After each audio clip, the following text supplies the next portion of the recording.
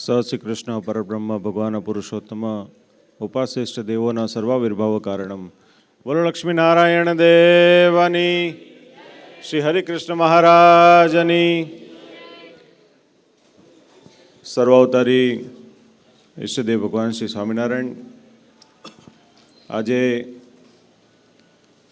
પવિત્ર એકાદશીનો દિવસ અને એમાંય સ્વામિનારાયણ મહામંત્ર પ્રાગટ્યનો દિવસ છે.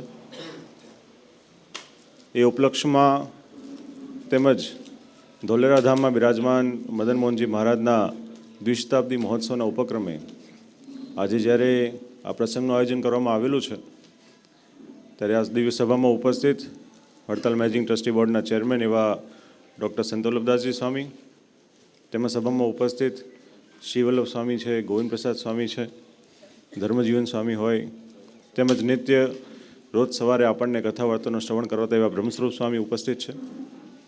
એવા ઉપસ્થિત સર્વે આદરણીય બ્રહ્મનિષ્ઠ સંતો અને સર્વેવાલ હરિભક્તોને અમારા ભાવથી જય સ્વામિનારાયણ. આજનો દિવસ એ બહુ પવિત્ર દિવસ છે, કારણ કે આપણે બધા હિન્દુ સનાતન ધર્મના ભક્તો છીએ. આપણે બધાના જીવનમાં ભગવાનનો ઘણો બધો મહિમા હોય, ભગવાનના ચરિત્રો આપણે સાંભળતા હોઈએ, કથા વાર્તા આપણે શ્રવણ કરતા હોઈએ, શાસ્ત્રોનું પઠન કરતા હોઈએ, પણ આપણે બધાએ વિશેષ એટલા માટે ભાગ્યશાળી છીએ કે પોતે ભગવાન આ પૃથ્વી ઉપર આવીને પોતે મહામંત્રનો ઉદ્ઘોષ કર્યો ને એવા સહજાનંદ સ્વામીએ આ સ્વામિનારાયણ મંત્ર આપણને આપ્યો છે, માટે આપણે બધાએ બહુ ભાગ્યશાળી છીએ. આજના સમયમાં સૌથી વધારે ભગવાનનું નામ સ્મરણ બહુ અગત્યનું હોય છે. આપણા પુરાણોમાં, આપણા શાસ્ત્રોમાં પણ લખીને આ ભગવાને આપણને આપેલું છે વેદવ્યાસજીએ,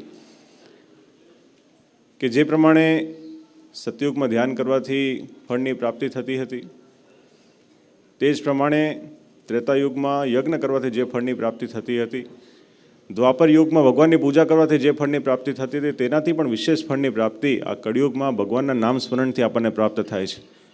અને એ નામ સ્મરણ ભગવાને સ્વયં આપણને જ્યારે આપેલું હોય ત્યારે આપણે બધા બહુ ભાગ્યશાળી છીએ. ભગવાનના નામમાં ઘણો બધો મહિમા હોય છે, ભગવાનના નામમાં ઘણી બધી શક્તિઓ હોય છે. આપણે બધા જીવનમાં મોટાભાગે ઘણા બધા કાર્યો આપણે કરતા હોઈએ, હોસ્પિટલમાં ઘણા બધા વ્યક્તિઓ, દર્દીઓ જતા હોય છે.